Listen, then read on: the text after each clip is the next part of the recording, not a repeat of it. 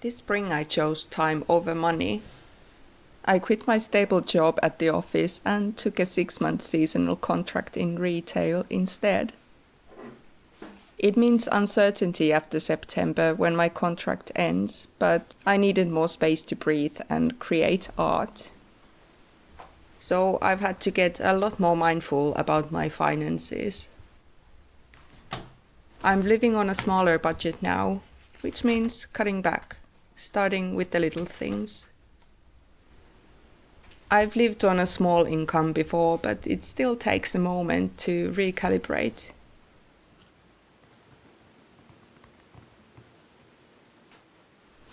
It is funny how these little things start to stand out, like oat milk, for example.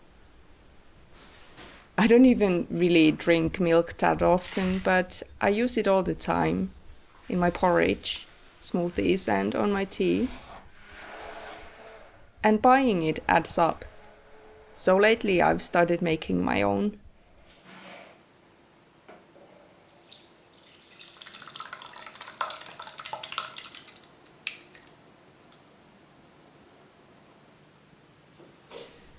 In a way, this has turned into a bigger shift. I've been gradually lowering my monthly grocery budget because it's one of the easiest places to start. At the same time, I've cut out subscriptions, or the one I actually had, and unnecessary driving and all the impulse purchases. So pretty much anything that isn't essential. Not because I want to make my life smaller, but because I'm preparing. After September, when my seasonal contract ends, there's a real possibility I might be unemployed. And even though I do have some financial buffer, I'd rather adjust now than find myself struggling later. This period of simplifying feels like an investment in my future, in my art and creativity. The financial setback feels like the small price to pay for that.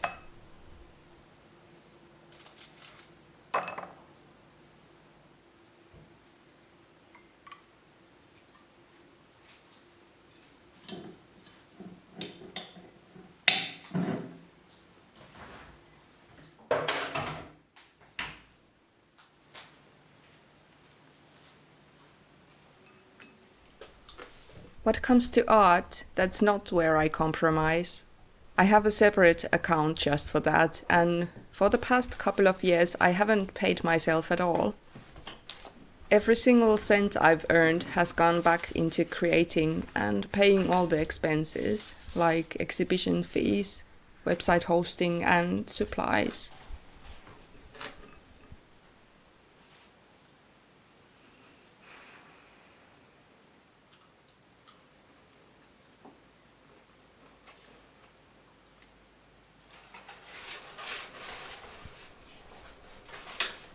However, this change in my income has made me more mindful in a different way. I've been using more paper scraps and finally going through old paints and supplies I've had for quite some time. It feels less about holding back and more about using what I already have, letting limitations shape the process in a different way. I have no intention working for free for the rest of my life, not at all. I actually see creative career and becoming a full-time artist as a real career path. It just requires a lot of patience and perseverance, and I'm in no hurry. This is simply who I am, and this is my path with all of its twists and turns.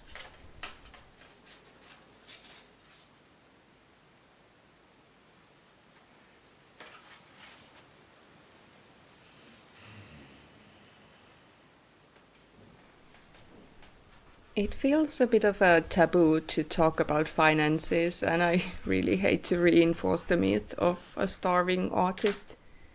But I feel like it is important to talk about this, that it is not financially possible for everyone to pursue their dreams. Right now, unemployment rate in Finland is the highest in Europe, and living expenses are skyrocketing. So I am well aware how lucky I am to do this, to choose something that makes me happy. Currently, my monthly salary is well under the poverty line, and I don't get any government assistance. But I get to make art and create these vlogs. This slower rhythm suits me really well, and I actually enjoy my new job and working outdoors all day, doing physical labor.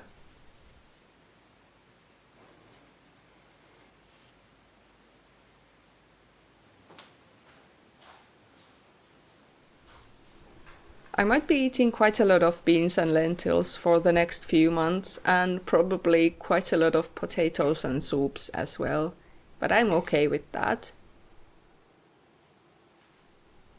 It is funny though that the hardest part is not the big changes, but the small comforts.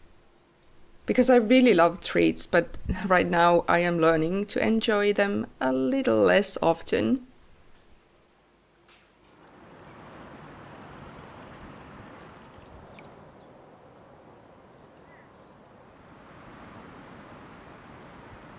I've been spending more time by the river. Today I wanted to take my collage artworks outside, placing them in the landscape and see what kind of conversations they start to have with their surroundings. And the best part is that it doesn't cost me anything, but it gives me so much.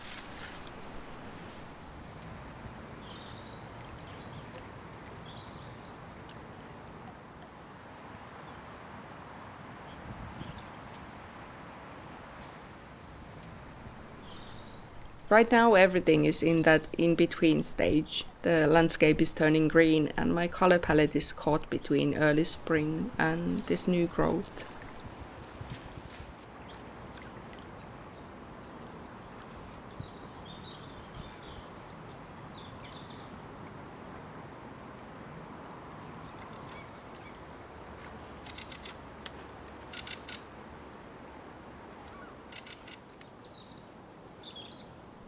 I don't really know what happens after September.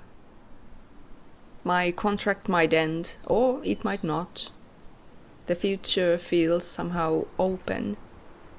But at the same time, I know I'm exactly where I want to be right now. I'm making space for something new, for a deeper connection to the nature around me and how it shapes my work. And maybe that's what this season is all about, slowing down and listening more closely. And somehow I trust that things will work out, one way or another.